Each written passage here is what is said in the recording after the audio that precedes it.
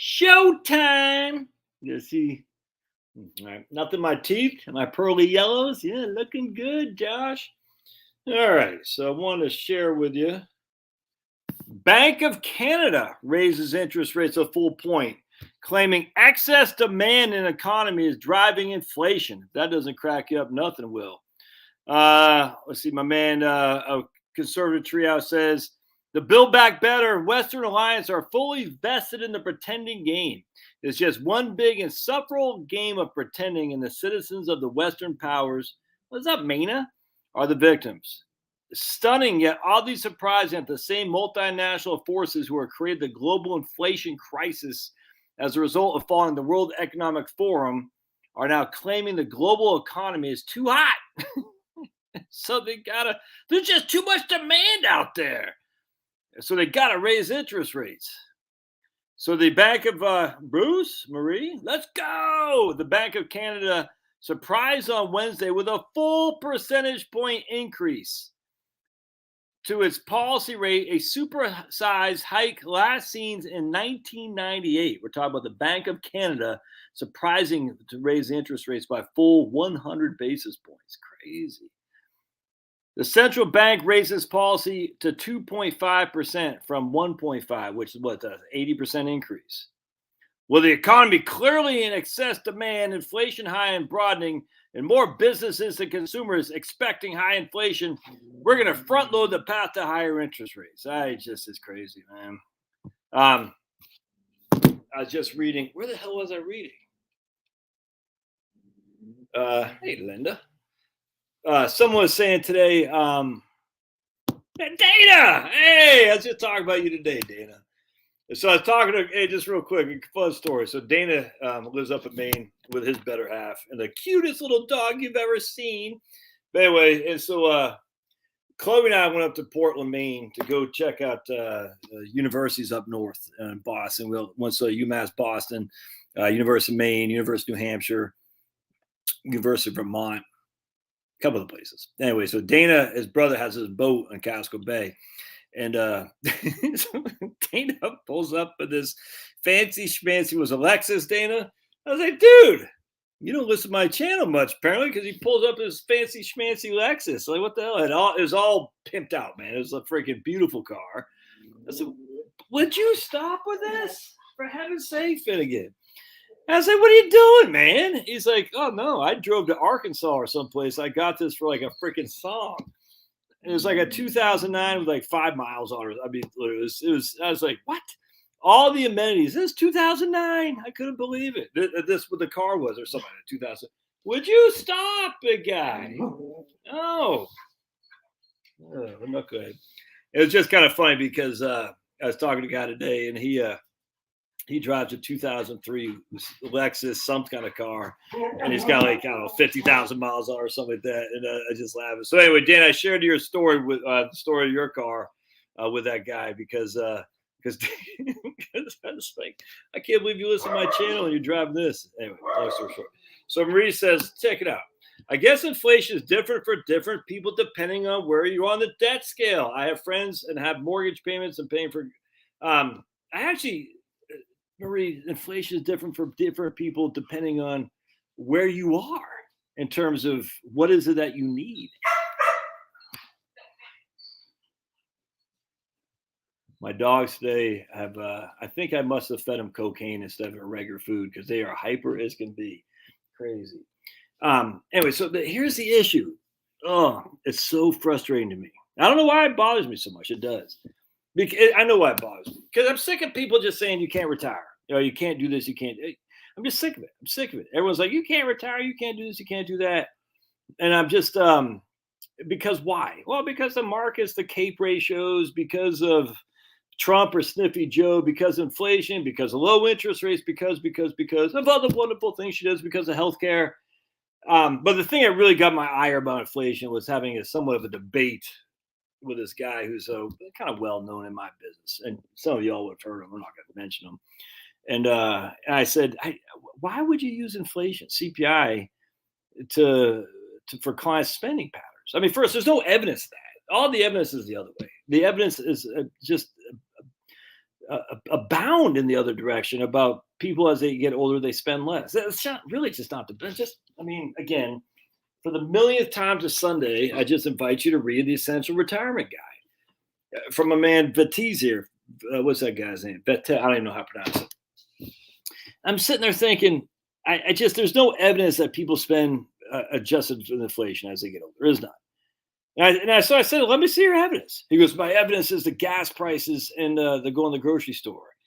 I said, this is a pretty well-known guy in my business. I said, that's your evidence? I was like, what is this? What is this? I couldn't believe it.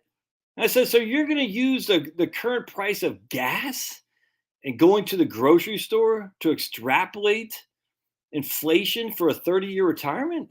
That makes no sense. And then you're going to use it based on CPI, which we know for a fact 42% of CPI is housing. We know that. Now, a portion of that isn't just the cost of your house. We got probably 32% is shelter. All right, so if you have a fixed mortgage or no mortgage, that is not applicable to you. It's just not. I cannot stress this enough. It is not applicable to you. So if they have a inflation 9.1 and you're saying, well, the bulk of that came from what? Energy and housing costs. Housing costs aren't affecting me because my house is fixed or I got no mortgage. Now, if you're renting, it kind of sucks, I grant you. But the vast majority, 2/3 of Americans live in a home that they own. So why are we using CPI as any kind of indication of retirement planning? It doesn't make any sense. If you want to use, I'll bring it up to this video today.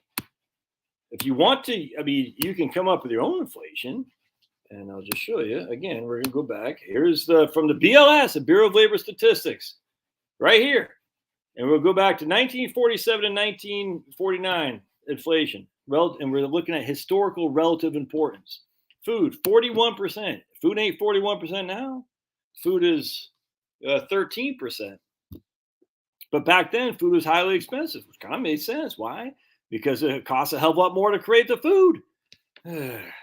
So here's meats, poultry, and fish, 12.9, 13%. So basically, 41% of CPI back then was on food.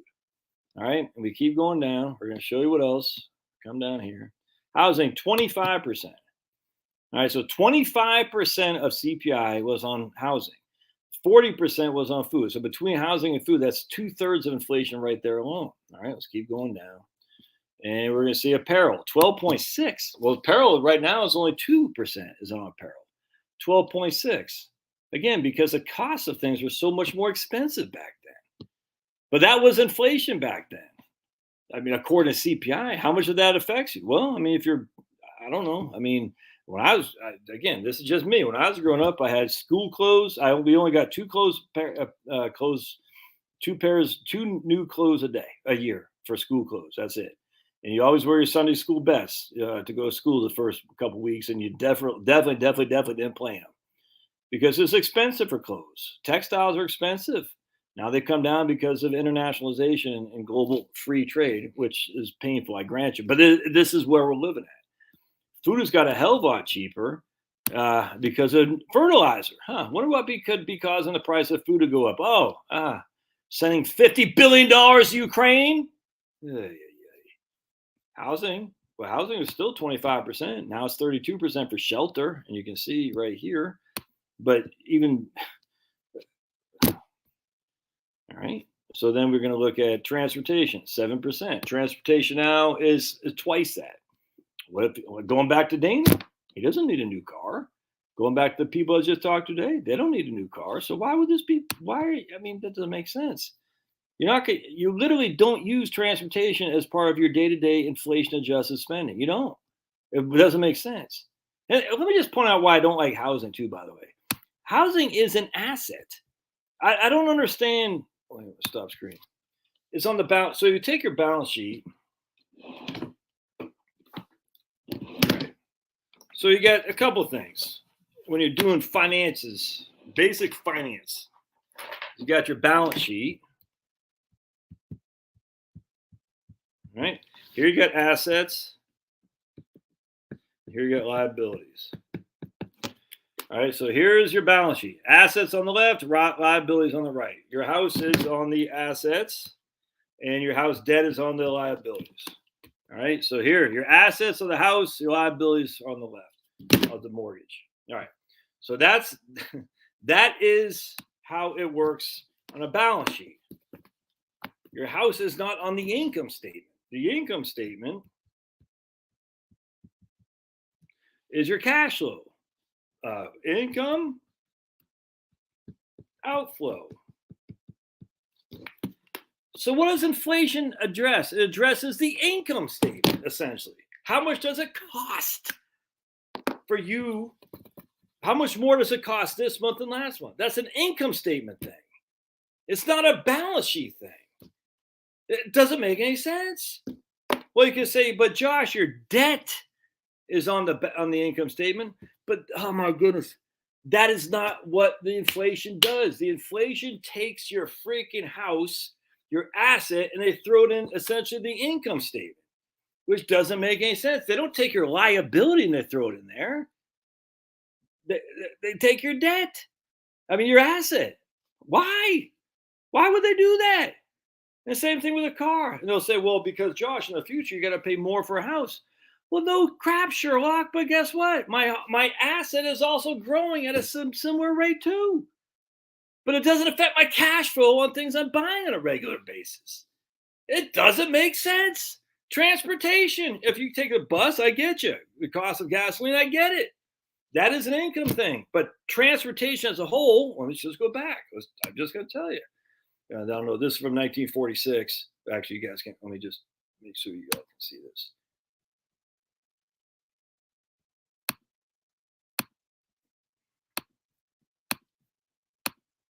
All right. So I don't know if it's here. They had new cars. This is 40. One second. Let's see. Transportation. Yeah. Automobiles do. So back in 1947, new cars represented 2.4% of cost of living. Okay. Are you buying a new car? No. You will in the future? Maybe. Do we know what the new car asset is going to cost in the future? I mean, come on. So now we go to, I don't know, we'll go to 61 to 76. Now food, for some reason, dropped to 23%. I don't know why. I mean, I'm sure we could look it up. Cost of food went down. I don't know. Housing still 1/3 of CPI's housing. Stupid. Apparel is 10%. Transportation is 13%, which is pretty much a lot closer where we are now. Apparel is a lot lower now than it was in the 70s. Medical cost 6.37 right now. Medical cost about 9. Medical is about 9%.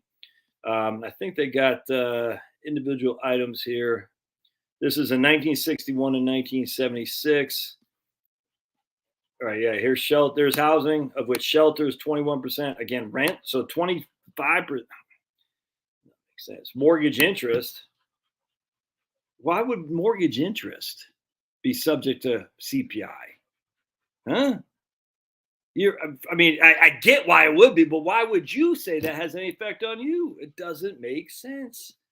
So what we want to do, this is what I'm working on. The true inflation is basically,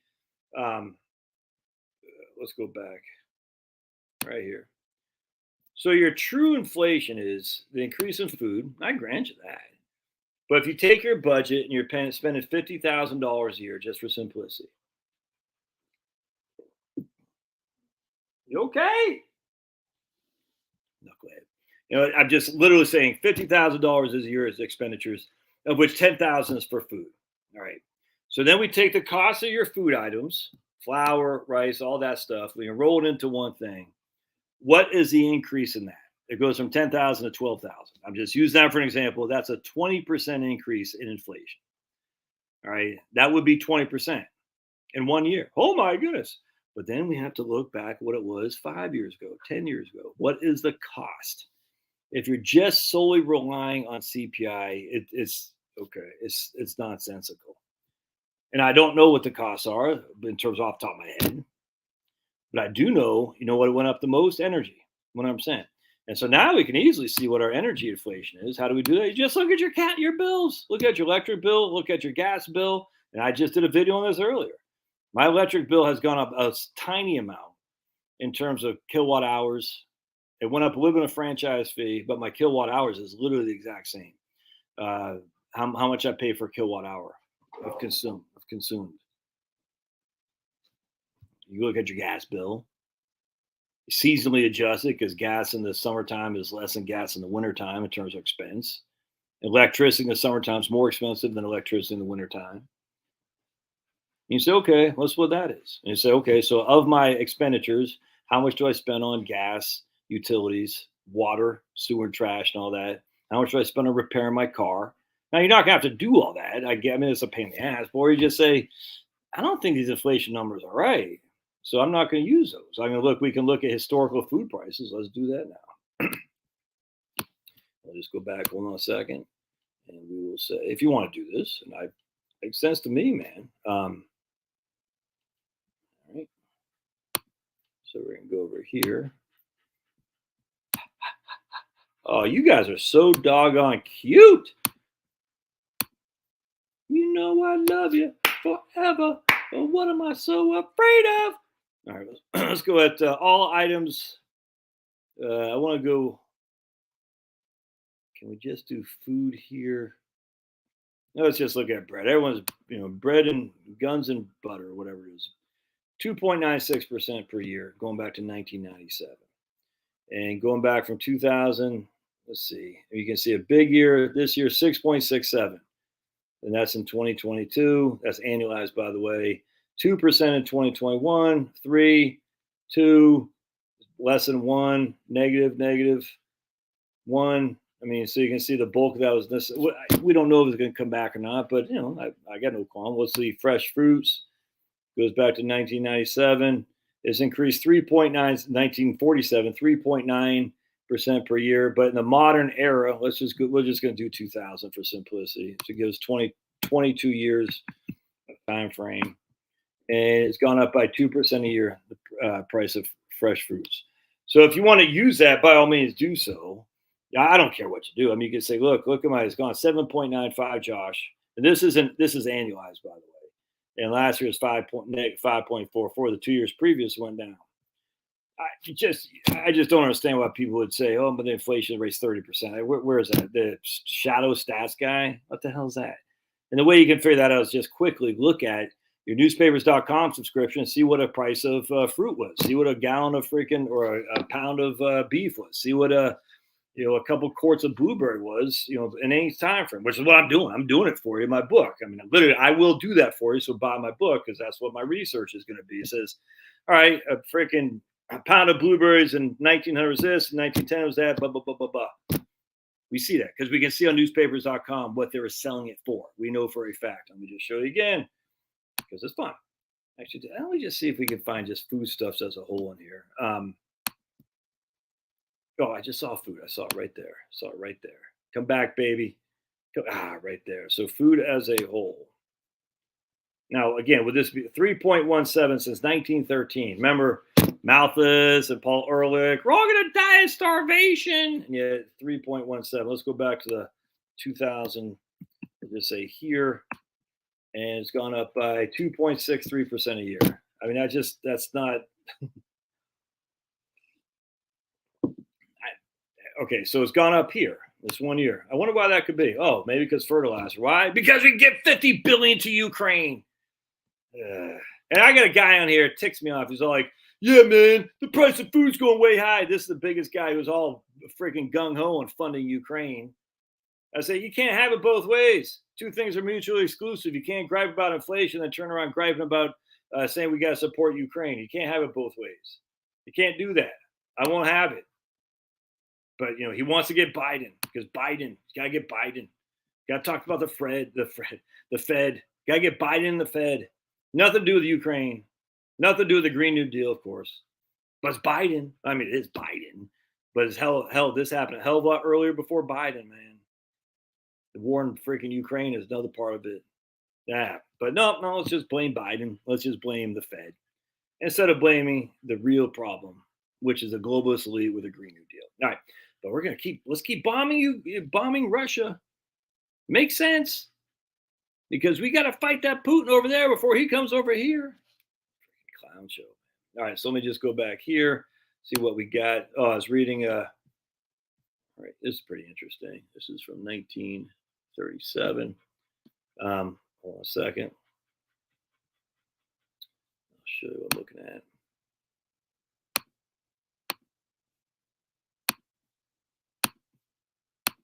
All right. So there's from 1937. Shopper to feel steel price rise. We go down here.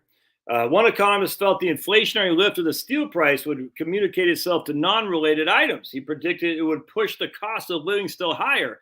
The government CPI reached a new high last month in 1937.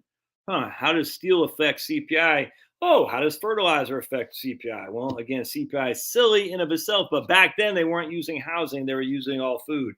In fact, we can go. Actually, let me just show you real quick. I was going to show you something right here.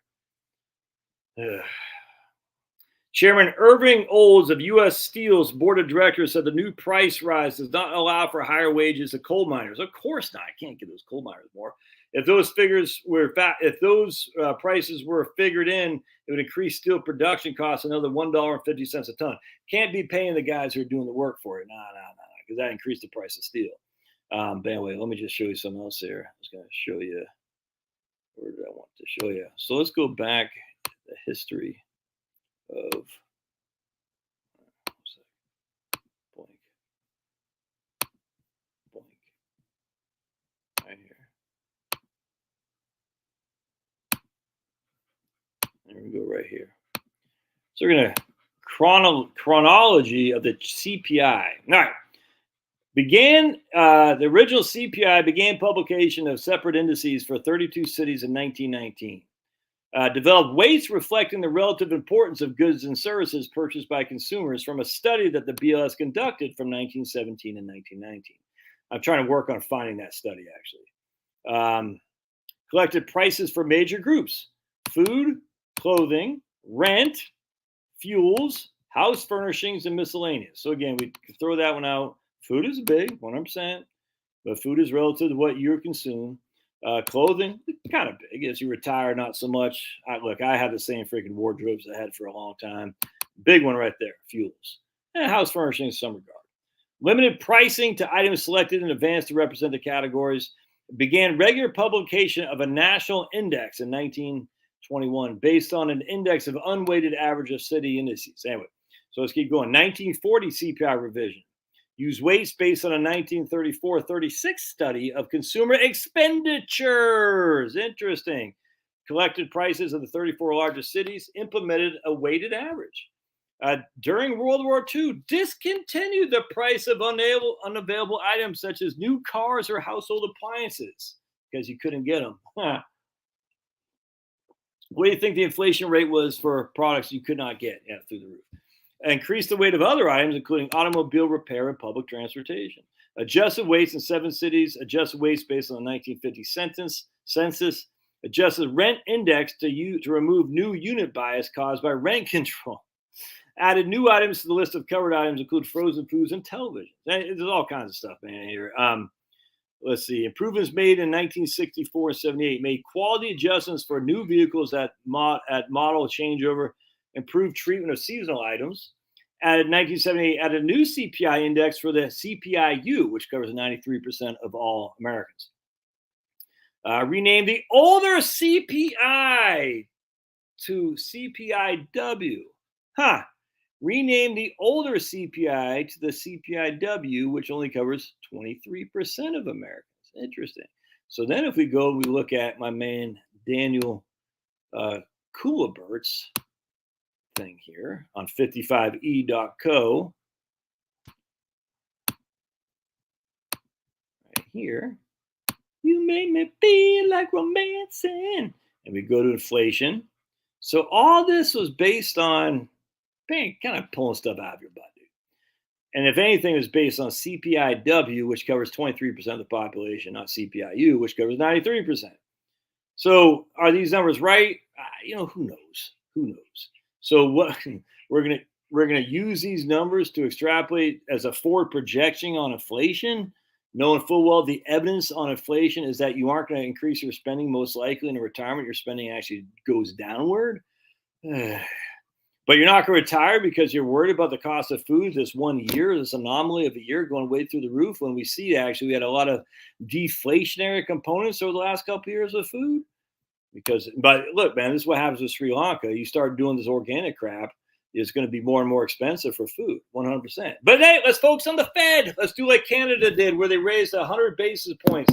They went from 1.5 is their rate, what I don't know, whatever their Fed funds rate in Canada, 1.5%. Now it's to 2.5, so they or something like that. So they increased, almost doubled their rate of interest because they're going to get in front of inflation now. Yeah, that makes sense there, Canada. And all that's going to do is it's going to put more and more people out of work. You know why? Because businesses who actually borrow money need money, and they're going to have to pay more for the freaking loan. You freaking fools! And we're going to do the same thing here. Who the hell was I just listen? Was that guy Meet Kevin? Yeah, he was saying no. We don't want. We're going to have to go to Paul Volcker if this inflation keeps happening. We don't want to go to Paul Volcker. And Paul Volcker didn't whip inflation. You fools! You fools! It wasn't Paul Volcker. It was freaking, oh my goodness. It was Carter and Reagan with deregulation. Had they go too far in deregulation? Probably, 100%. They went too far. Mass globalization. In fact, I was reading an article off of Marcellus Drilling. 95% of all solar is going to be produced, of all photovoltaic solar panels, will be produced in China here in the next couple of years. 95 flipping percent. Yeah, that's not good. That's not good. Anyway, so what happens here is when you have this massive globalization, you are going to have lower inflation. Absolutely. Can we continue on with that? I don't think so. So we need to be prepared for some inflation. Absolutely. I hope. But it's got to be inflation on things that you choose to bait on, i.e., your food, your this gear, hopefully not your house. And again, the house is by far and away the biggest component of inflation. All right. Yes, absolutely. It's called the OER, operating owner equivalent rent. The highest weighting item contributes to CPI. Exactly. Your wages only went up 2.5%. Yeah, sucks. Many other years, people's wages have gone up higher than CPI. And look, man, I was in corporate. I know what it's like. I'm not trying to bash my man Jeremy. I'm just saying at the end of the day, though, what have wages and assets done relative to the cost of your goods? They've well passed the price of increasing goods. And that's just, I mean, look, you can say it's shadow stats, the government's manipulating all day long. Just look at the cost of it. Let me just show you again, as I showed you in a video I did earlier today. We're going to look. We are going to look at a clipping here, right? Can you all see? Yeah, good. We're going to look at some clippings I have. And we're going to say, hey, Josh, what did things cost? Hold on just a second. Just thinking about it. Can I give my clippings? Well, there we go. And we're going to look at, what do you want to look at?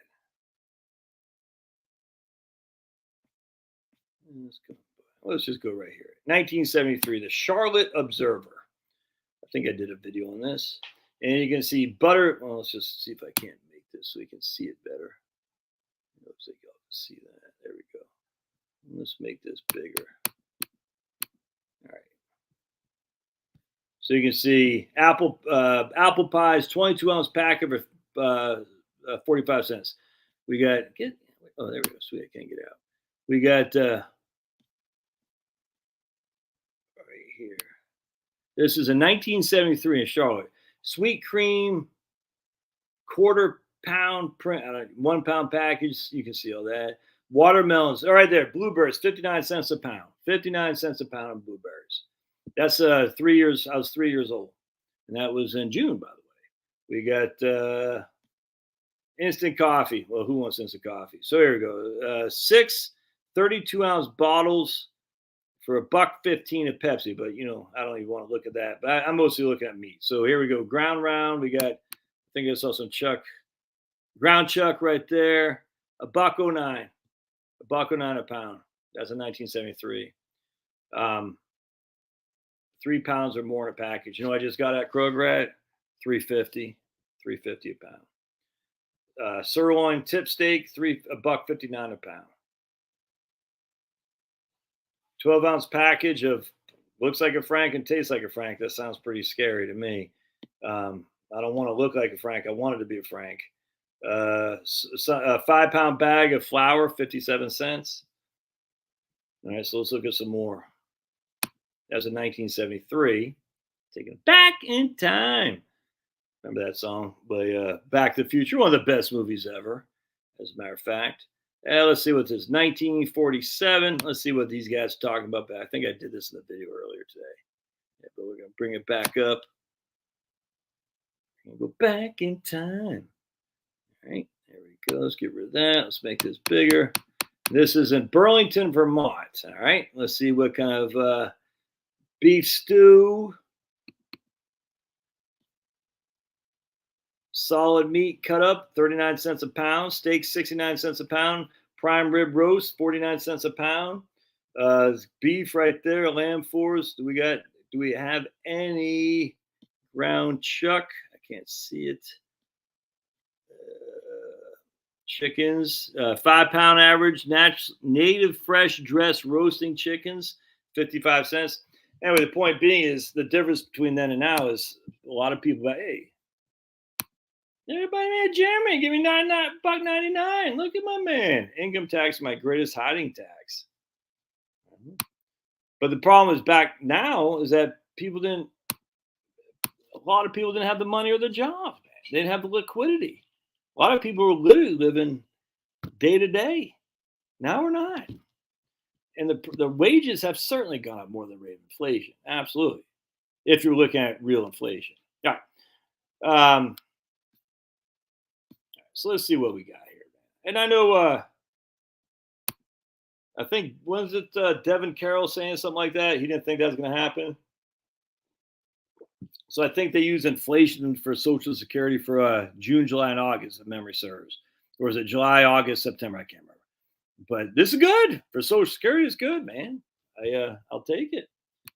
I'm not on Social Security. As for me, it's going to be the AWI. In fact, I want to see. Do we have any? It was more cheap goods produced overseas, but that's just part of it. I think there's more than one thing or one chart to show or prove a reason for inflation or how to beat inflation. The way you beat inflation is just have your house. I just literally the number one way to beat inflation is not to have a house payment or hell, it's not to be a renter. There's no other way around that. That's how you beat inflation is own your own home, 100%. If you want to beat inflation, i.e., measured by the CPI, you don't have a rent. You have a fixed mortgage, or ideally, you have no mortgage. But they're property taxes. You're not getting around property taxes. And again, my property taxes were flat for the last 4 years. They went up $400, so they went up, I think, 5%. Yeah, this isn't the look. I'm the guy. This guy who says inflation is bad because it's caused by the price of energy. I'm not discounting inflation, the price of food, all that, not in the least. I'm saying turn the fire to the right direction, get it off the stupid Fed, and get it where it needs to be. The globalist green agenda. And as long as everyone's waiting for the Fed to rescue them, that means they're focusing on the wrong cause and the wrong solution. The solution to beat back inflation is the Greens. These guys, they're harassing Kavanaugh and stuff. It's like, I'm not advocating people harass anybody, but the Greens are causing a hell of a lot more damage and destruction than Kavanaugh ever could think about across the world. The Greens are killing people 100%. And it's just, it frustrates me to no end. The Fed, buy gold, the Fed. I'm like, and over here, they're just stealing from you. Easy left and right. And all their freaking self-righteous, holier than thou crap. Did you hear about Rage Against the Machine by then? I can't stand these guys. But I have to see if I can't find this. Cracked me up. The biggest hypocrites of mankind. Mandating vax, and I just saw a guy post this. So I'm probably not going to find it. But the mandate vax, and they have this big billboard that says birthing people, black birthing people are forced to have black birthing people are forced to, they didn't call them babies, are forced to, whatever it was, give birth. That's what it was. Black birthing people are forced to give birth and they are more at risk of something like that, more mortality, whatever it is, than white birthing people. It's like you guys are so. This whole thing's stupid. I mean, all these guys, all these leftists, they're all rich. The guy Tom Morello, who's a guitarist, rich boy, spoiled, flipping, brat, rich boy. All those guys are spoiled, brat, rich kids. Anyone? Oh, I got stuff. I was eating some ice cream. Any freaking leftist greenie, and all these guys flying their private planes, by the way. But if they're leftist, they're rich. They're greens, they're rich. And that's why I say start freaking advocating a tax so that way the greens have a little bit of comeuppance. So that way it doesn't go to propagating more crap green stuff, but it comes back to fund Social Security. Oh, such a winning proposition. Oh, you like high cost, dude? Then you don't mind paying some more tax, greenies. Jeremy Grantham, huh? It's all good. We're going to tax a little bit more. No big deal. Elon Musk, we're going to tax a little bit more. No big deal, dude. No, Warren Buffett, because you're going to leave all your money. Bill Gates, you're going to leave all your money to charity, which is the Gates Foundation. Yeah, we'll just take some of that. Thank you. But no, that's not right wingers. Right wingers, we're got to lower the capital gains tax and send our money to Ukraine. Freaking crazy. Anyway, point being is, I'm not against saying this is inflation. I'm just saying, freaking look at who the culprits are. And it's not the Fed. The Fed's incompetent. The Fed's incompetent. It's like trying to, to be impotent. You know what impotent means? I always thought it was like, what is that? How they say important, main, impotent? Anyway, a long time ago, I kind of made a fool of myself saying impotent. What do you mean important? And I was like, rah! I was like, ooh, I didn't know that. Anyway, the Fed's impotent is what it is. They have no power here, none. And I just frustrates me. On on top of that, not only is the Fed impotent, the people who are doing the destruction are doing right over behind you, taking. And on top of that, the way you stay enthralled to these people as their slave labor, indentured servant, you know what? Is by having all kinds of debt and by taking on student loans, by financing new vehicles, by taking a big mortgage for a house you probably don't. Look, I got a house that's probably bigger than we need, but I have a family of 6 because I can justify it, I suppose. But my wife had 11 in a tiny little house in Dale City, Virginia. Only had 3 bedrooms, 1, 2, 1.5 or 2 baths. That's it. 11. You know what I'm saying? So we definitely have a bigger house than we needed. So more and more people today in America have bigger houses with smaller and smaller families and bigger mortgages, almost by design.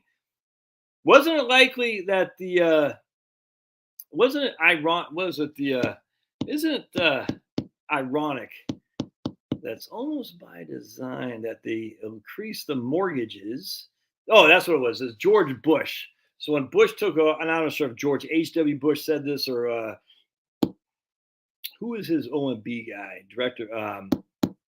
Dick or Rick? Dick? I can't remember his name. Anyway, but he said, we don't want ideologues. We want people with mortgages. So Reagan had the ideologues. Dick, I can see him too. But anyway, I forgot his name. But he was not a right winger. Now he was just a freaking. I mean, as George H.W. Bush was. I mean, they're freaking swamp riders. I mean, hell, George H.W. Bush was the director of the CIA, for heaven's sake. Anyway, the point being, he says we don't want ideologues. We want people with mortgages. We can control people with debt by threatening their jobs. Isn't that interesting? So the debt just flows and flows and flows, and the nodding, yes, sir, yes, sir, yes, sir, flows and flows and flows with it. Isn't that interesting? Huh. And then the scare tactics. My man sent me this on Jim Cramer today. What a friggin' fool. I'll do a video on it tomorrow. But I just said, this guy, Jim Cramer, kissed my ass. The guy who says, we're going to send the military to force Scanlon to be vaxxed. I said, you tried that there, Jimmy Bob. What did Kramer say? Hold on just a second. Jim Cramer says early retirees are betting against how long they'll live. Jim, let's read it. So there's your boy Cramer. I mean, clown show. Jim Cramer says retiring early is a mistake you're going to pay for the rest of your life. Why does he say that? You'll say,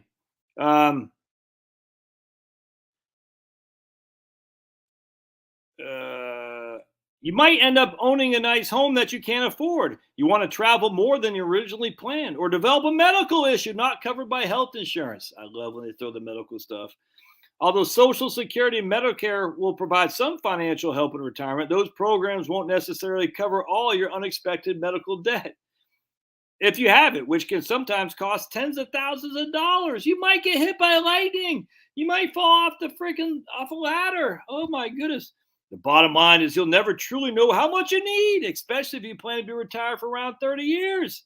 Your needs might also change as you age. You might be dead set early on now, only decide later that you want to spend money on things that improve your quality of life, such as trips to see family or a gift to your children.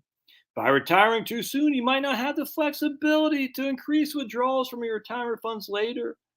A lot of people make a judgment, and the judgment is I'll always be able to afford retirement, he says, but for many early retirees, you won't. That's hard freaking scrabbled evidence right there. That is hard data. That's hard data. A lot of people make this decision, but for many retirees, you won't be able to afford it because Kramer has done all the studies. Clown show. Some of you guys think I'm a clown. I don't care. Literally, like I said, I'm not here to make friends.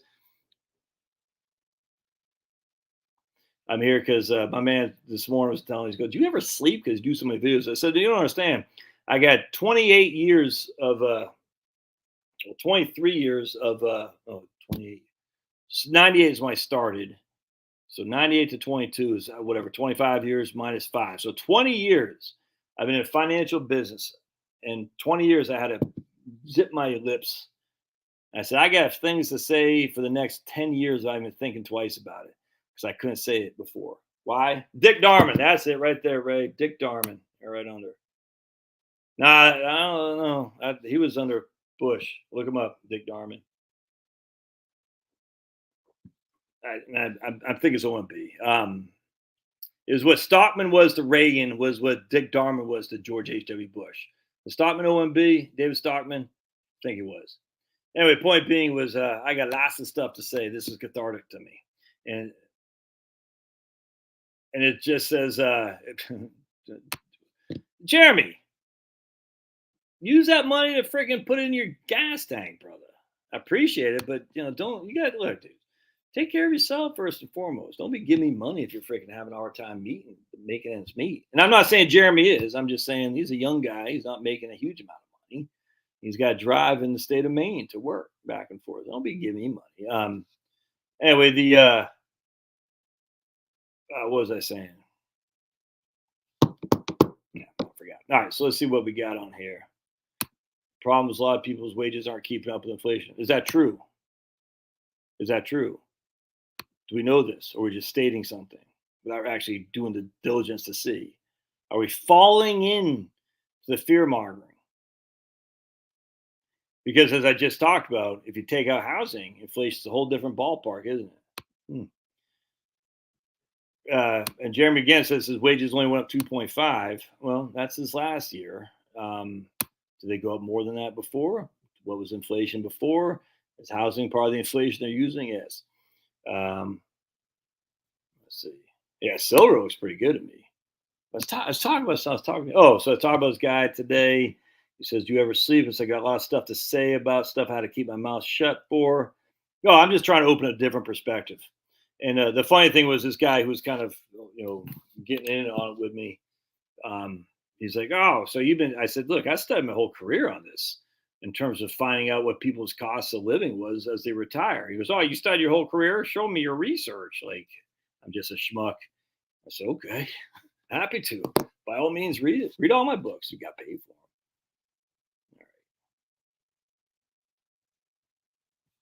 Here's this guy's back here. All right, let's see what he says. He's not happy with me lately, but that's all right. We can agree to disagree.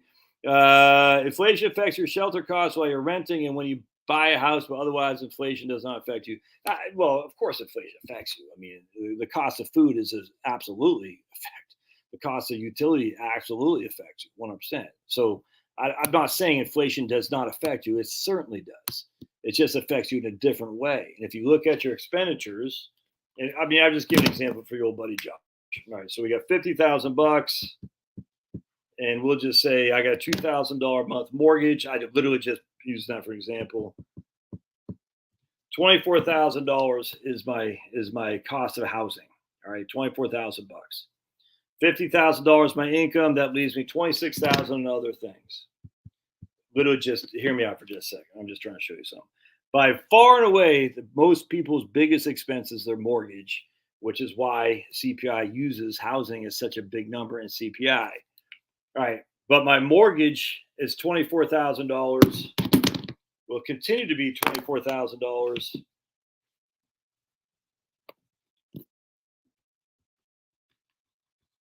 When my income's at 60,000, when my income's at 70,000. You see what I'm saying? So I'm still going to have this $24,000 mortgage. So why would CPI have any impact on me whatsoever? My mortgage hasn't gone up. It hasn't. My wages have, but my mortgage hasn't. It just stays flat because it's fixed. And frankly, even if it's an ARM, it's still not going to go up relative to what this whole inflation is going to be. It just won't. And so the point being is that why would we use that? It doesn't make any sense. But the owner's equivalent rent, why do I care? For Josh, I don't care what my owner's equivalent rent is because I'm here. It costs me $24,000 a year to be here. Now we can argue that of that $24,000 a year for my mortgage, I pay $250 for electricity, $110 for gas, electricity, $45 for water. We got a septic tank, so we can make that my inflation is going up, whatever that is. Let's say that's $400. All right, so $400 is my utility bill. I'm just, my total utility. And let's say that went up 10% because of the Green New Deal. So now it's up to $44. Oops. $440. So my inflation is 10%, but that's not, it's truly 10%. But it's silly because that's 10% on a very small number relative to what my income and expenses are. I hope that makes sense. A lot of people don't get that. It's like, okay, it's almost like this. It's almost like in reverse. I'll do a video and I'll say, for simplicity, you got $1 million. You can take 50,000 a year, adjust for inflation, however you want to use it, and you're gonna be fine. And people say, must be nice. I only have $100,000. I'm like, then take 5,000 a year, adjust for inflation. It's the same thing. Must be nice. I only have $10,000. Then take $500 a year, adjust for inflation. You're gonna be fine. It's relative. It's just, I tell you, I get that all the time. Like, all right, you got $1 million. Well, I don't have $1 million. I got 500,000. So what do? I can't take up 50,000 a year. So it's a 5%. It's a percentage. So 5% of 500,000 is $25,000. It should not be that difficult to figure out, but it is apparently. Or people just like to spout off in the comments. And I'm like, can I just think, please. What's the other one I was thinking about the other day too? It just kind of chuckled. So inflation at 10%. Okay, if my budget is $50,000 a year, of which $24,000 is a mortgage, and that mortgage is fixed, and $400 a month is freaking to utilities, and the utilities went up by 10%. My mortgage hasn't. My inflation is 10%. My expenses did not go up 10%. Just a bit on my inflation went up 10%. That's, I guess, ultimately what I'm trying to say. What is your expenses? How much did it go up? That would be your true inflation amount. It's just that simple. Your food is $2,000. I literally don't know. $2,000 a year, it went up 10%. Your food went up $200. If your expenses are $50,000, that $200 increase on $50,000 wasn't a 10% inflation. It just wasn't. Anyway, silver is way cheap now, dude. The last time I saw it was like $19 an ounce or something like that. Yeah, I completely agree. Look, I know GMOs in of themselves aren't bad. The question is, what do they do to soil around? And when I say GMOs, is the ability to spray chemicals to kill all the mites and stuff that get on the corn, for instance. So GMOs don't bother me. I don't call them GMOs. The question is, what is it doing to the soil? This mass spraying. I'm not sure anyone's ever looked into that. I talked to a guy who's a chemist. They were kind of talking about that. I didn't quite think he got my question. I said, tell me, if I mass spray with chemical not fertilizer, chemical pesticides, the GMO, the plant still grows fine. That's safe. I'm very convinced of that. No, probably shouldn't be, but I am. But what happens to everything else in the soil, though? Is killing the soil. What does that do to that? I don't know the answer to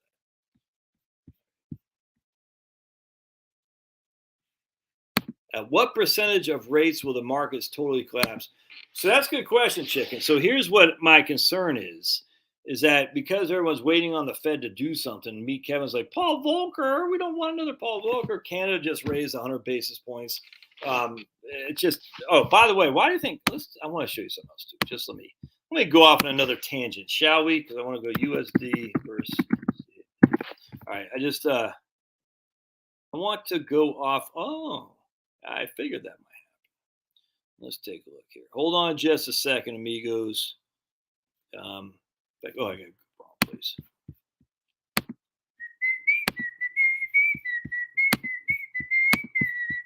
All right, so here's a US dollar versus a Canadian dollar. So one US dollar buys $1.30 in Canada.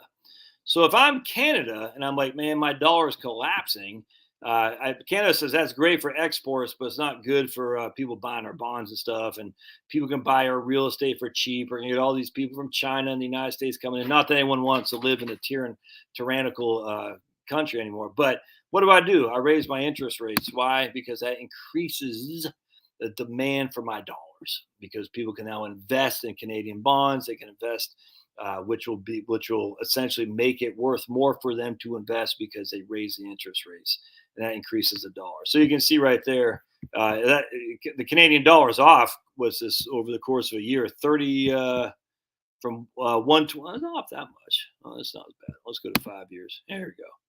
No, it's still not that bad. Well, not nearly as bad as I would have thought. All right, we'll scratch that. I thought Canadian dollar, yeah, it's been pretty flat since 2015. Well, we'll scratch what I just said. Actually, let's take a look at the euro. Oops, hold on a second. Krakow. I would have thought the Canadian dollar was falling off a cliff relative if they're going to raise rates that much. It did not, so that's interesting. Oh, Finnegan. What, baby? Come here. It's still parody. Oh, man. Hi. Oh, you want to sit with Pablo? Pablo, let Finny sit with you. Finny wants to be up there with you. You can get up there with him. There we go, baby. Yeah, so we're still at parody. I was hoping we would have broken parody again like we did yesterday, but I guess not.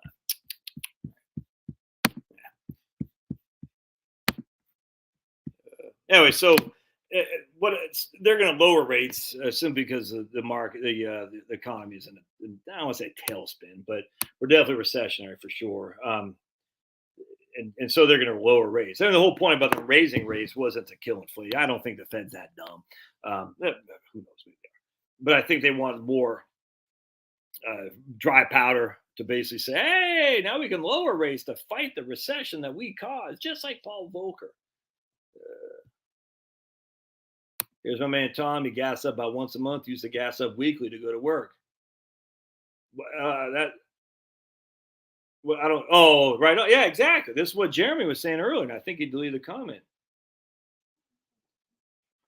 You gas up your car weekly to go to work. Now you're gas up once a month. That's a 75% decrease in your gasoline purchases. 75%. Inflation would be worse for me if I was still working. Man, I could not agree. To the rapid upward spiral of Fed spending, this will serve to vastly increase the.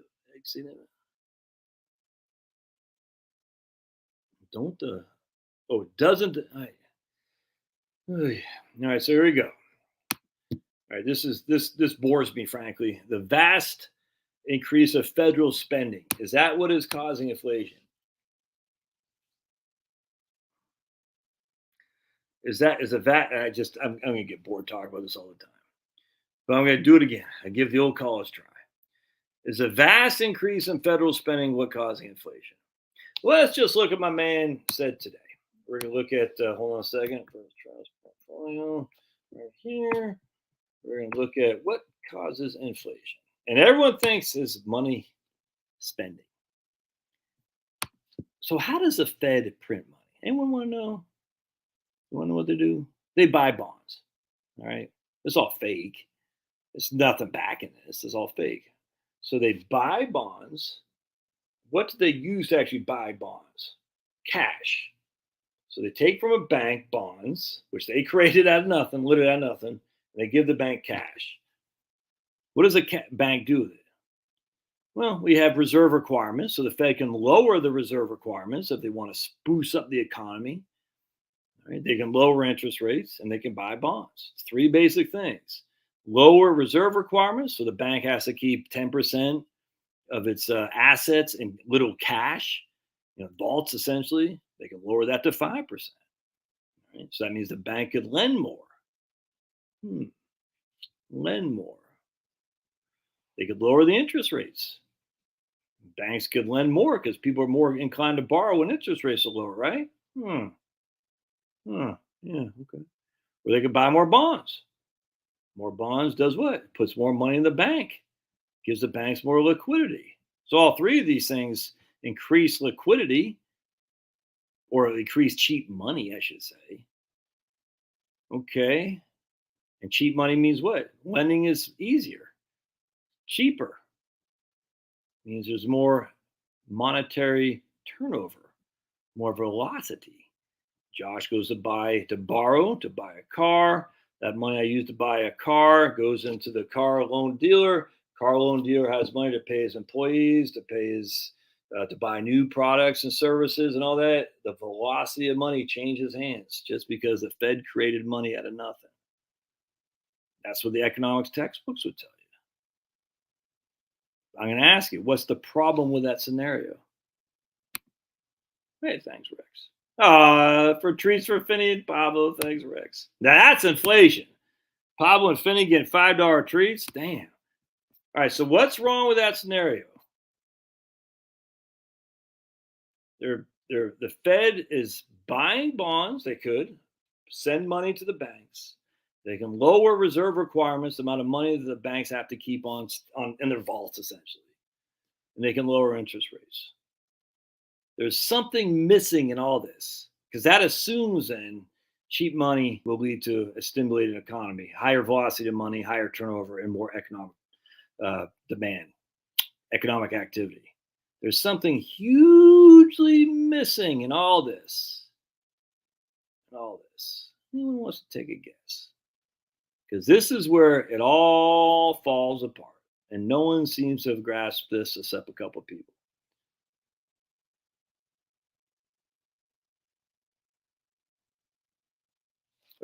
Consumer spending, part of it, but yes, consumer spending, yes, Bruce, and that doesn't shock me that my man Bruce from the Rochester Americans would know that, but consumer spending, but there's more to it than just that. So the bank has all this money in the bank, loose change. They got loose lending requirements, low interest rates, all this liquidity just circling around their vault, low reserve requirements.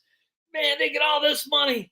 It's ready to be put to use in the market. People are going to borrow, start stimulating the economy. It's going to change and increase the velocity of money. There's a big problem with that. Big, it's huge. Until you resolve the problem, until you resolve that problem, it doesn't matter. Think about it. How does that money get out of the bank? The money's in the bank. It's not in the economy. How does it get out of the bank and into the economy? Dude, look at my man. Look at my man. Consumer debt and commercial debt. If people aren't borrowing, it just stays in the vault. Lending. It just stays there. It's not in the economy. It's just sitting there. And that's why banks don't want to give any freaking interest on your reserves, on their deposits, because they don't need the money. They got enough. They got enough. They got more money than God. I'm just saying that jokingly. I'm not being blasphemous because I know God doesn't need our money. We're stewards of his money.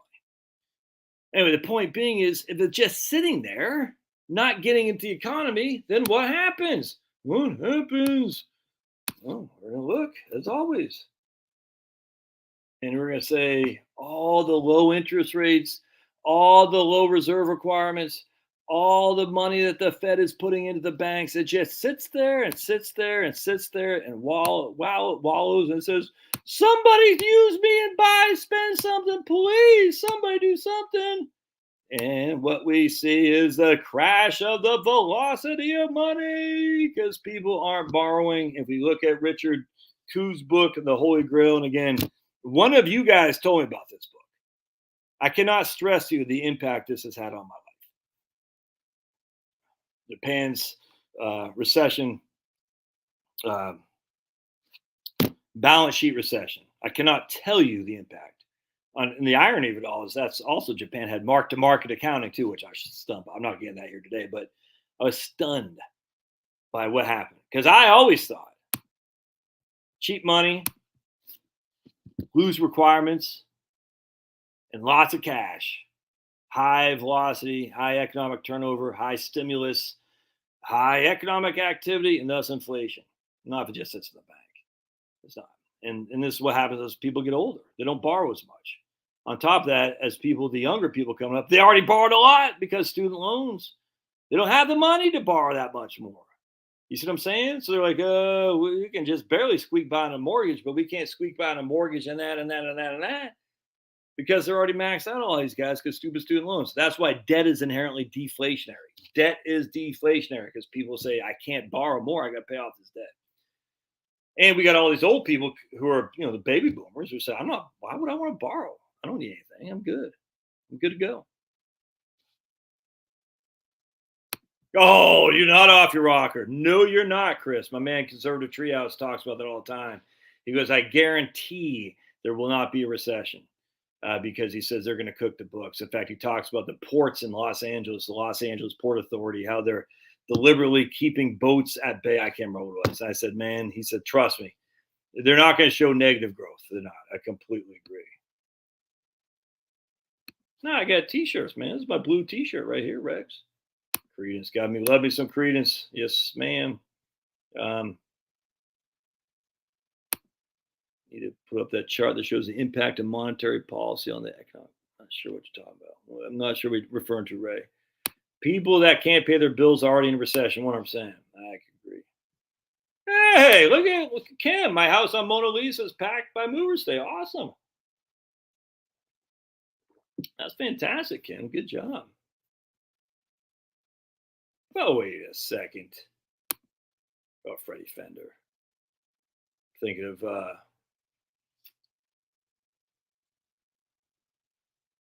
Desmond Decker. That's what I was thinking of. Desmond Decker. All right. Am I concerned about emerging markets affecting markets here? Well, yeah, because what happens is as the dollar increases in value, imports for the United States become more and more. We're going to get more imports and less exports. That's just a fact. Because it costs more to export goods to countries that now can't afford it. And then you have Pakistan, looks like maybe the next domino to fall. Germany's a basket case. And again, wait till July 22nd. Look, I so despise the Greens. I literally despise those guys almost as much as I despise the commies. Almost. It's close because they're basically one and the same. The Greens are watermelons. In some way, and this isn't good, this isn't Christian of me, but in some way, I kind of hope that Putin does not turn on the Nord Stream 2. Because I'd love Germany to suffer for their insanity. Yeah, because they have voted for this crap. And they've been thinking they're all that a freaking bag of chips for years, all on the freaking back of the United States. Why the hell we got freaking troops in Germany? The third largest economy in the world. They can fund their own damn troops. Screw that. Screw Germany. Sick of those guys. You know what I'm saying? Sick of it. Like, why the hell are we there? Doesn't make sense. Freaking screw Germany. They don't even freaking pay for their own defense, man. And yet they're going to be pushed, act like, oh, we don't need nuclear power plants. We don't need natural gas. We're just going to rely on Russia. Trump, you're an idiot. Ha ha, Trump, you lost. You lost, Trump, by the most popular president in history. My vote in Fulton County counted. Just counted for the wrong guy. Prove it. How can I prove it? How can I prove it? They won't let people open the books. Can't prove it. So we know it's cheated. We know. It's all right. It is what it is. Move on. Move on. So you got some Republicans still focused on 2020. Democrats still focused on January 6th. It's just friggin', it's none of this. It's stupid. It's dumb. It's over. But if we don't get a resolution, it can happen again. Well, I don't know what to tell you, man. I mean, you're focused on yesterday's battle. We got to focus on the future, and the future is right here in front of our eyes. So in some ways, it'd be kind of funny to see Putin say, shoops, turning off the valve for good, Germany, you're on your own, and see those suckers, because that would destroy the green movement once and for all. And I'm not worried about communism right now, because, look, even China isn't commie. It's fascist. It's not commie. I'm just not worried about it. I am worried about the Greens. And I'd love to see the Greens take on the chin. I literally want punishment for the Greens. That's all there is to it. I don't know what kind of, I'm not talking Robespierre, not at this point, but at some point it's going to be needed to be done, things of this nature, because these people are insane. They're hurting the vast majority of the world people by design, and they know what they're doing because they're evil. They're evil. Look, they could not get away with Marxist ideology, liberation theology, the Catholic Church. They could not get away with the Marxist stuff. So they had to incorporate Marxists under the idea, and Leninism under the idea of environmentalism. They tried and tried and tried. It just sounds good. We're gonna have a world war. We're gonna have a panda bear and a polar bear. Oh, it's gonna be great. And look, we're gonna show sunshine and solar panels and wind. Oh, it's gonna be great. It's not the way the world works. It's idiotic. It's evil. It's despicable. But everyone's so afraid of these people, their stupid ESG and their stupid green and their carbon neutral stuff. Everyone's been afraid to talk about it. I'm sure I'll get banned at some point for talking. It's only a matter of time for people. They already want to. Gina McCarthy, Biden's and Biden's and Obama's EPA director already wants the media to crack, the social media to crack down on people who deny climate change. It's freaking idiotic. I mean, the government wants you not to be able to deny climate change. It's insane. It's insane. So this will probably get banned. I mean, it would not shock me at all. But that's always been the battle. I mean, COVID was the battle, but we lost because people got so damn scared about it, which is weird because we didn't get that scared about climate change. But COVID opened up. I tell you, man, the camel's nose got in the tent, and next thing you know, the freaking camel's in and storming Normandy. It's crazy. And people out to happen, people on my side. And then what they do, they focus on Ukraine as if Ukraine's, it's just the whole thing. The Republican Party is almost as bad as the Democratic Party in terms of just the be easily led with emotions. It's the shock that I've seen over the last 2 years of how what I thought Republican Party was a lot more independent and thought-provoking. No, they're not quite as bad, but they're pretty bad. We got to send $50 billion to Ukraine. Why? Because we got to stop Putin. Why? Because if we don't, he'll be like Hitler in Czechoslovakia. It's freaking idiotic, dude. Idiotic. I was like, okay, so what are you going to do? Send $50 billion with no police of anything like that in terms of how the money's spent? No, because Zelensky, he'll take care of us. It's freaking crazy. Crazy. So anyway, going back to the question about the emerging markets, yeah, they're going to have a hard time affording our goods, which means we're going to import more, but we're not going to export as much. We're going to put more manufacturing to other third world countries, hopefully that they have energy and hopefully they have enough safety to keep people that don't have to be slave labor. There's going to be more shortages. Of course, all this stuff's coming. All because of the Greens. Sad. But anyway, for us here in the United States, yes, there will be, literally, man, the more we manufacture in-house, the more expensive it's going to be, 100%. And that's just a price we're going to have to pay. Because the reason why inflation has been so low for 40 years is simply because we've been able to farm our labor out. That's just a fact. We've been able to use the idea of free trade for cheap exports. That's what we've been doing, basically since the Japanese miracle. The Asian tigers, hell, the Ireland tigers, those days are coming to an end. And so what's going to happen is we don't have the capacity or the manpower to do a lot of this stuff. So instead of actually being inflation, we're just going to have to learn to live without some stuff. That's just all there is to it. We just won't change clothes as much. We won't get more updates on your fridge. You won't get a new addition put on unless you do it yourself. And then who knows what the price of lumber is going to be. But it's what's going to happen. You're just going to learn to do with less, like the old days. Talking to a guy today, this afternoon. They've been living in the house since I made this morning. Yeah, it was 1991. In fact, he still has the circular dimmers. You know what I'm saying? That dims your lights right there. I said, "Oh, I do this at an older house. It still has the circular dimmers. It's fine." So yeah, man, it's doing just fine. No debt, old house, old cars, doing just fine.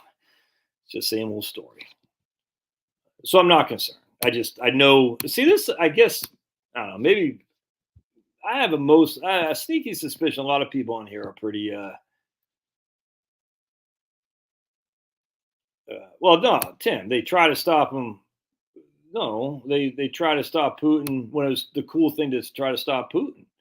Biomass is not a green energy. You hear what they're doing now, Ray? They're trying to say nuclear and natural gas are green energies now in Europe. I think it's funny that biomass is a green energy. I just chuckle at that. Do they have any idea what the hell biomass is and where does it come from? It's insane. But anyway, just so Europe now is desperate to be green, and so they're trying to make natural gas and nuclear green energies. Of course, both are because because it increases CO. Well, nuclear doesn't increase CO2, but natural gas does, and CO2 is inherently a green. Hey, right on, man. Jeremy's dad retired from Bath Iron Works. Freaking awesome. Is he gonna stay up there in Maine, Jeremy? Hey, that's freaking awesome, man. Oh yeah, my man says, "Woe be the man who marries." Say, I'd say, "Woe be the." I thought you said, "Woe be the man who joins the military today." Do you know they can't recruit? They can't recruit. I wonder why. Because of woke crap. No one wants this woke crap. Hey, by the way, real quick, I'm very optimistic. It just as an FYI, especially when it comes to the crap on the LGBT, ABCDEFG stuff. Very optimistic. They went too far too fast. So the whole point about abortion, the reason why we have won now, and when I say one, we're never going to get rid of abortion, but we are making it definitely a lot more stringent, which is fantastic, is because they went too far. But it took a long time for them to go so far with 9 months abortions. It took a long time. We've been saying that with partial birth abortion for years and years and years. It kind of felt like a dud. It just no one seemed all. Maybe they didn't. I don't know. It wasn't that big of a deal. But they started the left started actively promoting abortions in literally the 9th month, just the last couple of years. So like, whoa, and that's what turned where the right wingers or the pro lifers said, no, enough of this. We're fighting this fight. This is an evil. We got to beat it back. We're not going to hang tight. Say, but don't you understand partial birth abortion? Now we said no. Listen to what they say. Their own words. Here's the thing: what happened? Most people just want gays to be able to get married and have Social Security benefits and have most didn't care. We're like, whatever. That was just what 8 years ago or something like that. You know what I'm saying? You're like, yeah, whatever, not that big of a deal. Abortion took 1973 as Roe v. Wade, and it took 50 years basically to overturn that with the insanity of the left and their just evil ways with abortion. We just had overturning of Obergefell. It wasn't Obergefell. Whatever the other one was, where gays get married. Like 8 years ago. That's it. And now we're friggin' hearing, transgender story time for little kids and stuff. That is too fast, and the pushback is going to be immense. And so all these people, like I was reading my man Rob Dreher the other day, and from the American Conservative, and he was just all pessimistic. It's all falling apart because of this stuff. I completely disagree. I said, no, dude. These guys went, the abortion stuff. They went far, but they didn't go fast. Here they're going far and fast, thinking that they have won. They haven't. And I'm talking these evil people. These are just some evil, sick people. And the pushback is going to be vast. And it's going to be great because they're saying, look, man, at the end of the day, none of this is happening in my state.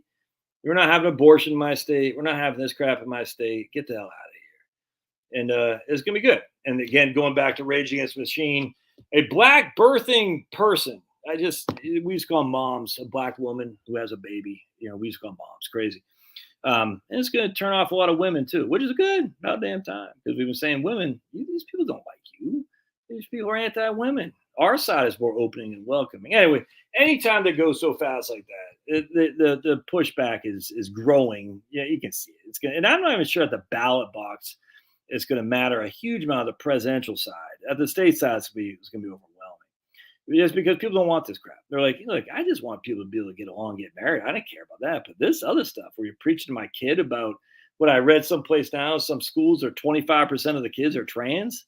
This is like elementary school. I say, yeah, no, that ain't happening. Don't be all nervous, man. It's all right. I mean, anything can happen, but anytime you push it too far, you're going to get a pushback. And the pushback is a lot of times worse than the initial reaction. If I was on that side of it, which I'm not, I'd be like, yeah, we need to ramp this back because it's going to get ugly. It could get ugly. All right.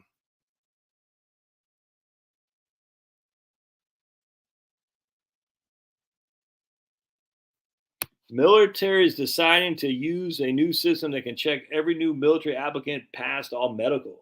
What the hell? Guess what? ADD, that's not good.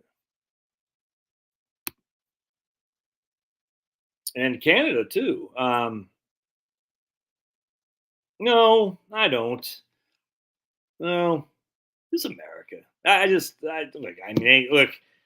The minute I say that, I never, ever, ever thought there would be travel bans inside the United States, and yet I didn't. Many people went for it, man. Many people, literally travel ban. Like you could not travel to Maine from from. Uh, they made you wear a mask. The evidence is underwhelming at best, if not absolutely anti that. They made you do it, and we all just said, "Yes, sir. Yes, sir."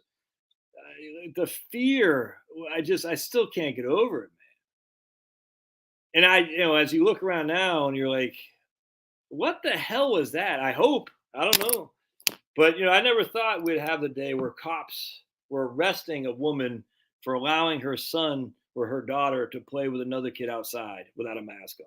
I never thought I'd see that day, and it happened in Michigan and Minnesota or something.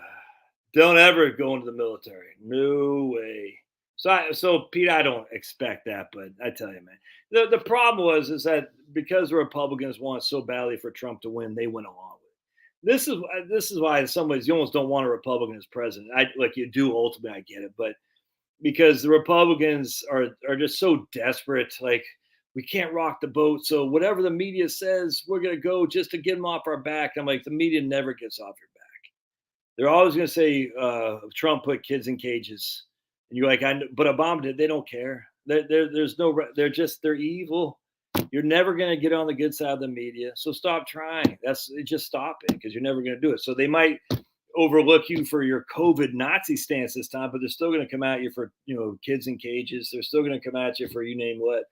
It doesn't matter. The media they hate anyone who's not a commie. It's just a fact. So Republicans they went along with it, hoping it helped Trump win. That's truly what I believe. I just can't believe that many Republicans fell for the scam demic. But maybe they did. Abortion occurs a lot of ways. What about the I don't even know what that stands for. The HIWT. I don't know. I'm not sure what all that means. U.S. Army slashes. Yeah, I saw that. Yeah. Good times. Good times. U.S. Army slashes 60,000 guardsmen, I think. That's good.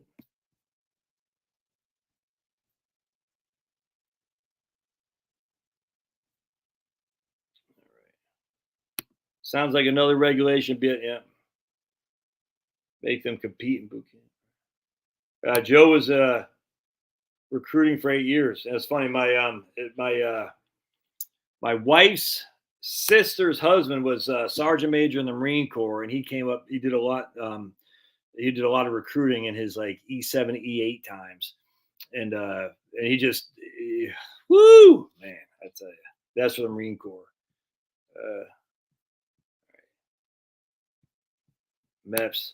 MEPS has the ability to check it. No, that's right, man. So MEPS, stop thinking that we have the privacy. And a lot of people say, well, they can't get my data. Look, they can get anything they want. You just got to come to realization. Anything they want, they can get. They can get you on anything. They will get. If they want you, they're going to get you. They'll come up with anything. You really think you have it? If Michael Flynn could not escape, you think you can? All they're going to do is come up. I mean, look, they can say, Kitty something, and how are you going to prove yourself innocent? I mean, come on. There's nothing you can do. So just stop with this. That they're going to. I mean, look, obviously watch your credit card so you don't get hacked and all that, and watch your accounts. But if they want you, they're going to get you, man. There's just nothing to do about it. No, but people want big government, Jake. That's the thing. Everyone says they want to be free until it comes down to it. And this is where the Republican Party is a clown show when it comes to that. We want small government, except we've got to get funding for the CDC, the DOD, the FDA. What else they want? The Department of Energy. And we'll increase the Department of Education a little bit. We'll increase the EPA a little bit just to show that we are not anti-education or anti-green EPA. So we'll increase the funding. Oh, we don't like the UN, but we're going to increase the funding for the UN. You still got UN in New York City, and US still provides the bulk of funding. It's a scam.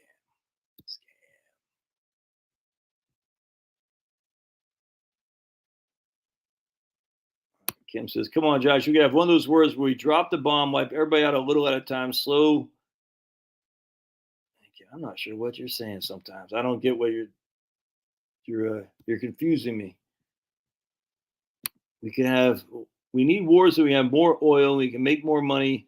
My friend who works in oil filter in Kern County, and he needs make more money because I like him, so he's Kim, you been drinking? You're not making any sense here, man. There's my man Jake. I worked at the same company. Massachusetts, 44 years and 3 months. Right on. Kim been drinking here. Kim, you all right there?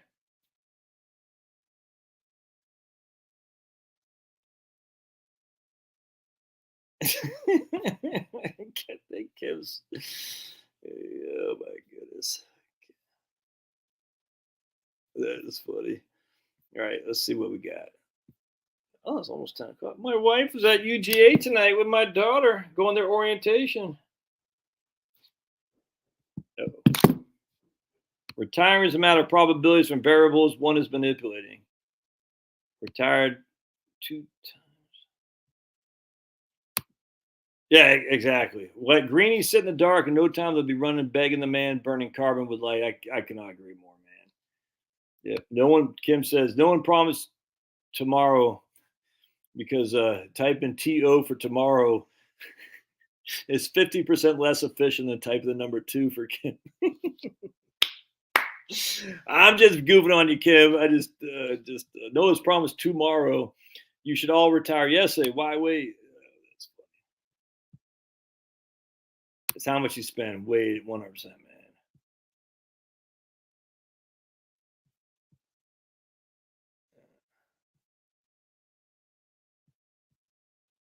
Wisconsin are illegal. Yeah, that was the thing. The Republicans. The idea they allow for drop boxes. I just the whole thing. The idea that they allow for. I love this over. OPEC has been quiet lately. Anyone want to know why OPEC's been quiet lately? Anyone want to know? Anyone want to know? Wait, pipeline shut down. What pipeline shut down? We got another one shutting down?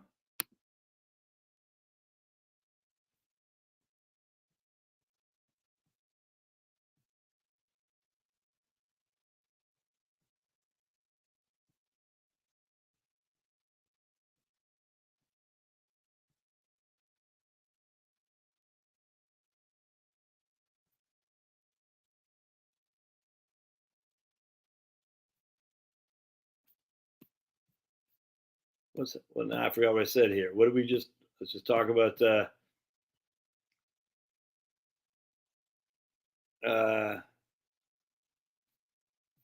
what did I just say? Before I said the pipeline shut down, I said, what the hell did I say? Someone had said something about something, and I said something. Anyone know why that happened? And then I saw the pipeline. OPEC. Yeah. Who wants to take a guess why OPEC is quiet? Anyone? Anyone? Because that's true, Bruce. OPEC is very quiet. Oh, not drinking. Kim's supposedly not drinking. She's talking. Oh, she's doing text to phone. Oh, I love me some Tom McDonald. Love me some Tom McDonald. He's fantastic. All right, so I'll tell you why OPEC is quiet. Because the OPEC, the president or whatever, died suddenly. He had given a speech. Let's read this article. Very interesting. I almost did a video on it. I said,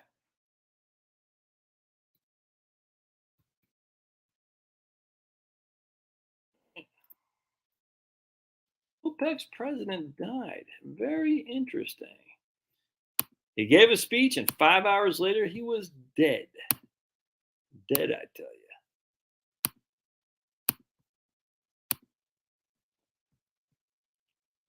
Right there. OPEC chief Mohammed something something.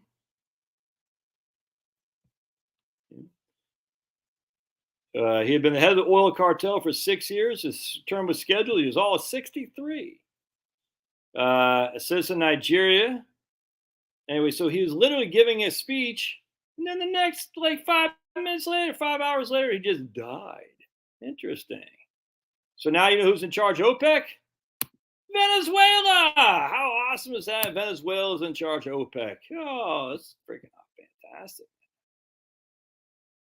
Fantastic. Here's Denise kicking ass and taking names. Denise don't play.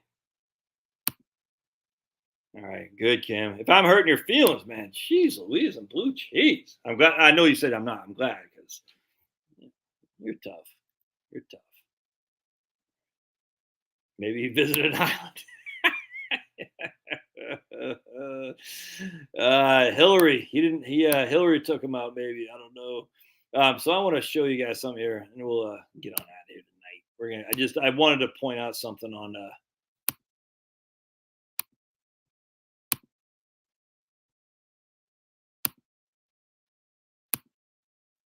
Right here. So let's see what my man Brian Westbury over at First Trust has to say about the new inflation numbers.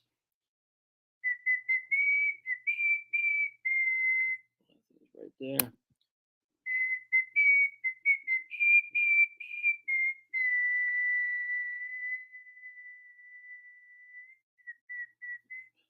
Inflation is high, sticky, and not coming down. Consumer prices soared 1.3% in June, the largest monthly increase in more than a decade. All right, the highest move in 4 decades for the total CPI of 9.1. Core prices rose 0.7% and are up 5.9%. The details of the report show that right here, volatile energy was raised 7.5%. Energy, 7.5%, where food prices rose 1%. Now, it's big in a month. I'm not denying that. Energy, 7.5. The jump in energy prices came from basically 11.2% increase in gas, while food prices at home have risen at least 1% for 6 consecutive months. I'm not denying neither of these are high inflation. I'm denying those are small aspects of the total inflation, and we're going to keep reading here. Unfortunately, stripping out food and energy does little to improve the inflation picture. Why? Because housing rents for both actual tenants and the rental value of owner-occupied homes. Why is that in CPI? Continue to accelerate, rising 0.7%. All right, so let's look. Food is 2021 was 14.1% of CPI. Food. All right, housing was 42.3. Now, housing isn't just shelter; it's including gas. How much it costs to pipe in your natural gas, electricity, and all that. But that's still a pretty significant big. I mean, that by far and away. So this right here is small potatoes. That's for food compared to this right here. In fact, this right here, energy is only 8% of the total CPI. That's small potatoes compared to this right here. So we strip out the volatile food and energy because food and energy goes up and down too quickly. We can't keep track of it, so we strip that out. And we just basically look at your core. So housing is 42% of total inflation. Your core inflation is like 70%. So housing is 42% of 70%. So we take, probably 78%. So we take, so just real quick, energy is about 8% of CPI. Food is 14%. All right, so that's 22%. So if CPI is 100, which it is, we subtract 22% of that from food and energy, and we're left with core CPI, which is 78% of CPIU. All right, so core inflation is everything other than food and energy. Housing is still 42%, but now instead of being 42% of 100, it's 42% of 78. So we take our trusty calculator, 42% divided by 78. Housing is 54% of core CPI. 54%, over half. Housing rents for both actual tenants and the rental for the rental value for owners of owner-occupied homes. Yeah. Notably, rental prices for actual tenants had the largest monthly increase since 1986. So that sucks if you're renting. Doesn't affect me. I'm sorry. Sucks to be you. Doesn't suck to be me. Sucks.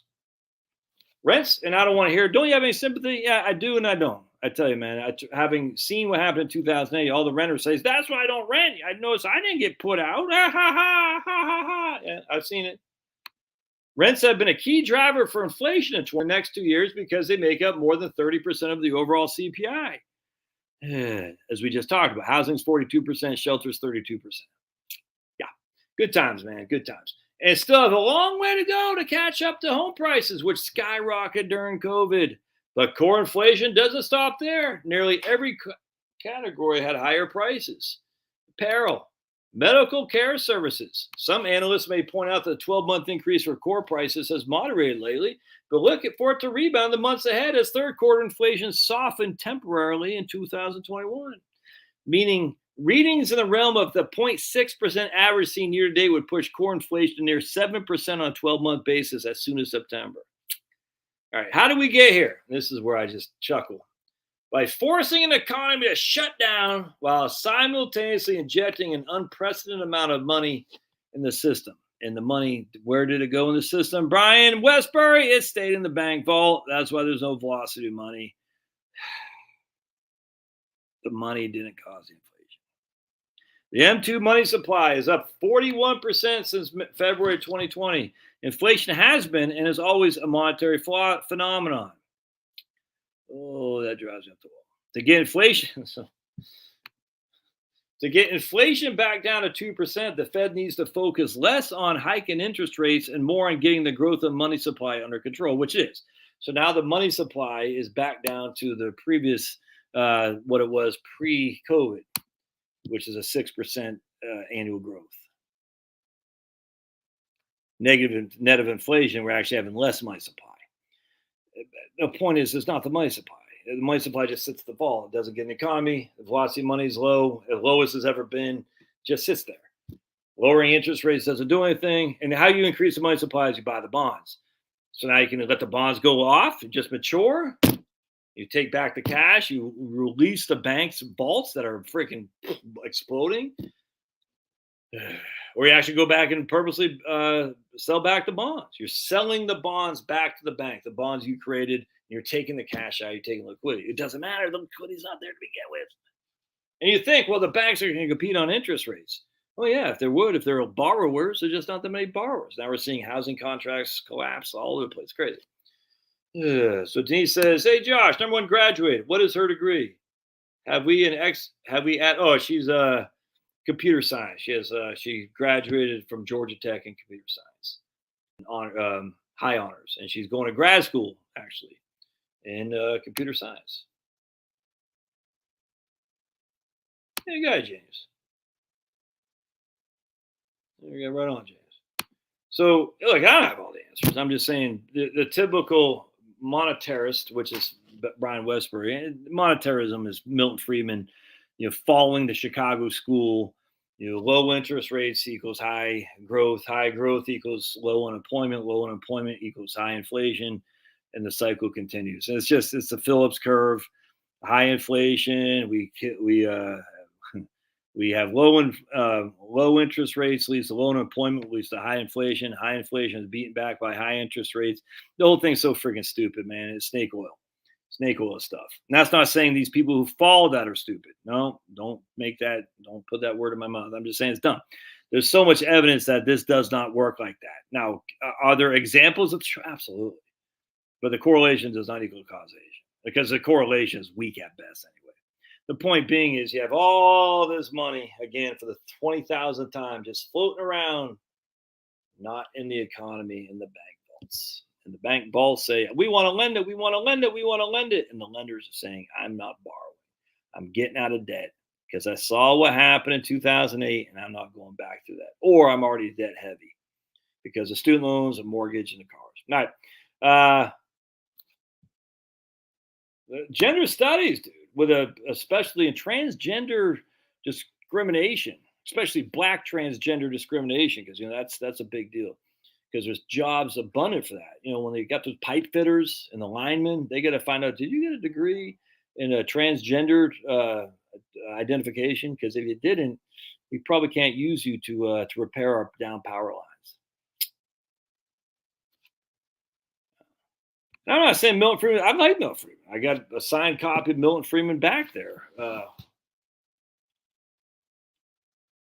Free to choose.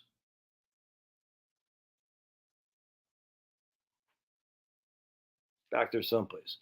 But the Chicago school wasn't always cracked up. Look, I fell for it. I fell for this for many years, many years. I was a monetarist, and I'm more of an Austrian than anything. But this whole thing with free trade is a scam now too. I recognize because it works as long as countries stay, nice to each other. But as we can see, what's going on in Russia right now, the minute the countries have issues, that free trade just all of a sudden collapses, and you're screwed.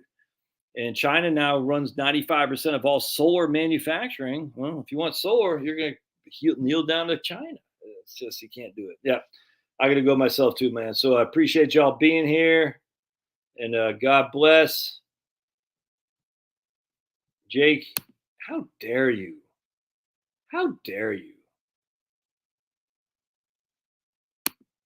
Don't you have any feeling, Jake? I know you're in Massachusetts. Next thing you know, you're going to be burning witches and stuff. That is just wrong. Power lines are racist. Oh, no. Yeah, no. Kim, you're talking Rick Warren? Next thing you know, you'll be talking John Piper. What are you doing? No. Get out. Thanks, Dan. Big hugs to you, April. Get rid of Rick Warren. What are you doing, Kim? Ay. These guys are freaking, it's like Francis Collins. All these guys are fakers, little tyrants. John Piper up there was in Seattle. Well, I used to respect Rick Warren. I never respected much. Freaking Francis Collins, I used to respect. There's a couple other ones. Tim Keller in New York. There's one other one I'm missing. 100%. 100%. Kim, kill me,